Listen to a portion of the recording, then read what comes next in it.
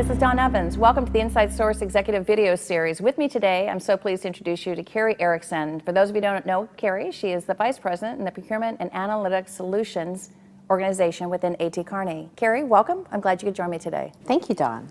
So you and I mean, we've grown up in this industry. I've known you for probably 15 years now. You are in multiple companies all the time. What are the current challenges you're seeing facing procurement professionals, sourcing professionals, and outsourcing professionals? So it really comes down to talent, Dawn. The challenge that most of the clients I work with have today is finding the right talent, getting them in the right positions in the organization, and then making sure they have the skills, the tools, the capabilities they need to be successful. It's amazing. You would think after all these years of working in sourcing, outsourcing, procurement, that we would have developed armies of talent, but we just need more and more and more. So where do you go to find your talent? What are you looking for with talent these days? Always universities. They increasingly have supply management, supply chain programs that are really great. So we have to be investing in those local resources, the folks just starting out, to make sure we have a long-term talent pool. But as it relates to driving some real change, to getting the leaders of our teams, the ones who are really going to drive the new programs, many times we have to just look for business-savvy people. You know, at the end of the day, we can teach them the procurement process. Mm-hmm. We can, enhance their negotiation skills. What we need are people with really solid business-savvy relationship-building skills, folks who are going to be able to lead and motivate a team to be successful in the end. So we've just come off the global financial crisis, or coming out of. I don't want to say we're done with it now. And that was a great time for procurement because it gave them permission to look at areas. But has cost cutting now just become the norm, and have we moved away from corporate social responsibility, sustainability, or do you think that that's going to start coming back on everyone's radars?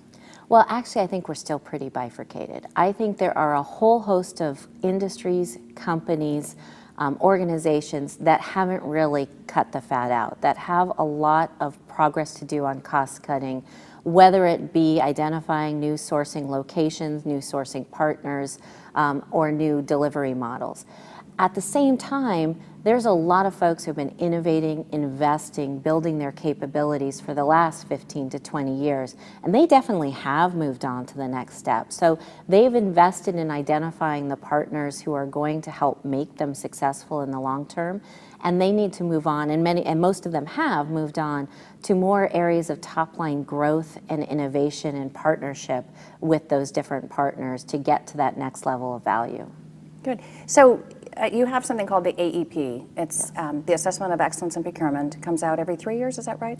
Yes, we do it every 3 years. It's a huge endeavor on our parts as well as our clients' parts to complete, because what it is a comprehensive benchmarking assessment of not only what folks are doing today, but also what their plans are for the future.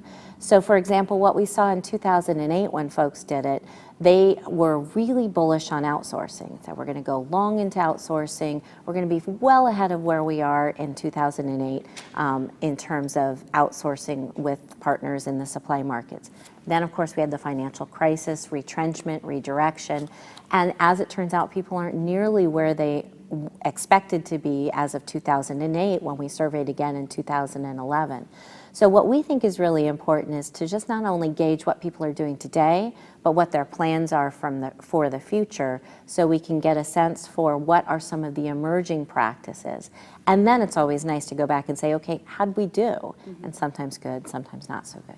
Can you tell me, I love your study. Every time it comes out, as you know, it's standing room only. Everybody wants to hear about that study. It's just an amazing research piece.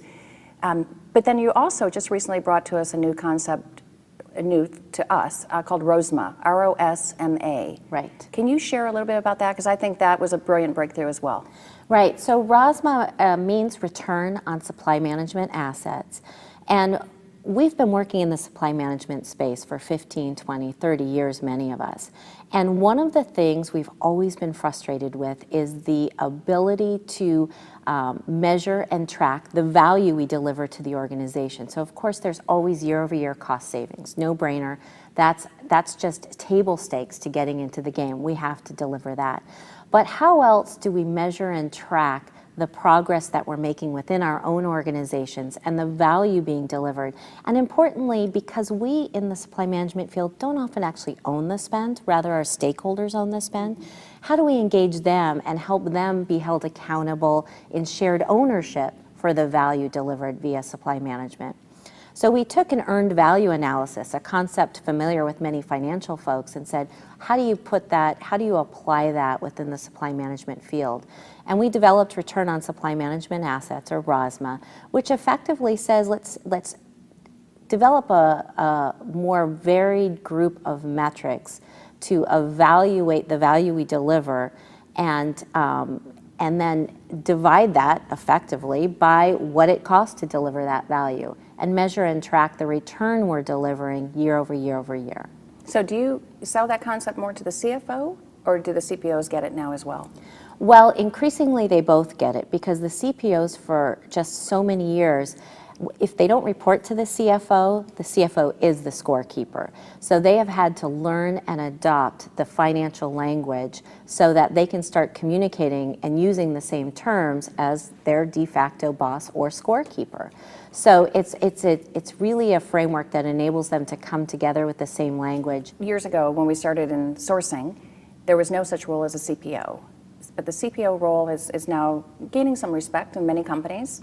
Well, how do you see them innovating the role as CPO moving forward, based on your study and based on all of your client interactions?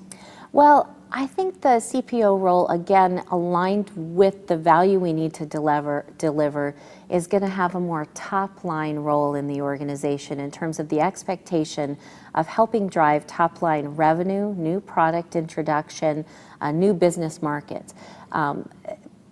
Organizations today are becoming more networked, relying much more on partners to help drive value. And the CPO and the CPO organization is at the hub of attracting and finding those key partners who are going to help take us to the next level. So I see that Chief Procurement Officer, I'm not sure if the name's going to change at all, but the expectation is certainly heightened that they are the entry point or the access to new innovation for the organization. So speaking of innovation, procurement, originally it was procurement on one side of the house, outsourcing on the other. Never were they to be seen together. And now we're seeing the Office of the CPO running a lot of the major outsourcing agreements. Is that the right place in your mind where it should resonate? Should it be with the Office of the CPO to have the processes applied to large outsourcing agreements, or should it just belong to business units? I'm not sure there's a one-size-fits-all model. I definitely believe that organizations who rely upon significant outsourcing for their business success really need to have somewhere a center of outsourcing excellence. Whether you call it that or not, it doesn't really matter, but a discipline around what do we outsource, when do we outsource, how do we do it effectively to drive mutual benefit and to manage mutual risk. I think the CPO has a great stake in helping develop that. Whether it has to report in there or not really depends upon the different culture of the different organizations. But as a discipline, super critical to have.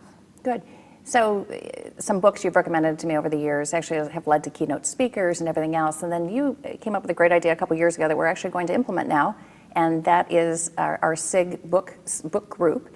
And so I was wondering, first off, what kind of business books, what are you reading now that I could add to this list for us to review? And can I get you to be one of the book reviewers? Oh, that's mean. Okay. It's your idea. Well, the book I've just bought, I haven't read it yet, but I'm pretty excited about reading it, and I brought it with me because somebody told me you might ask me that question, it's called This Will Make You Smarter, 150 New Scientific Concepts to Improve Your Thinking. And it's by John Brockman. And I've read his other books before, and basically what he does, he's kind of the Jim Collins of innovation, but he goes and talks to all the smart people and says, what do we need to know?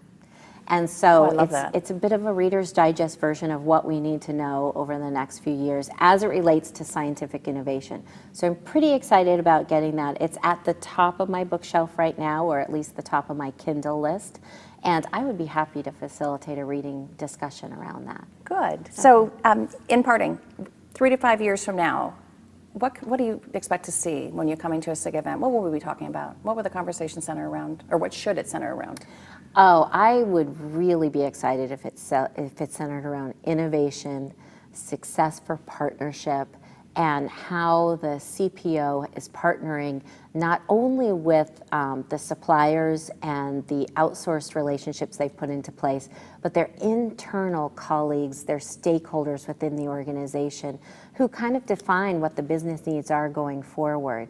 I think it would be really great if 5 years from now we could have a retrospective that talks about how effective and how successful we in this procurement organization are at stakeholder relationship management, and how other people are turning to us for that knowledge and leadership. Very good. Well, we're out of time, but Carrie, thank you. I always love hearing you present, and A.T. Kearney is just a wonderful, wonderful company to have involved at SIG, so we always appreciate all of your input. Thank you, Dawn. Thank you. And this is Dawn Evans. I'll see you next time on our executive video series. Have a good day. Bye-bye.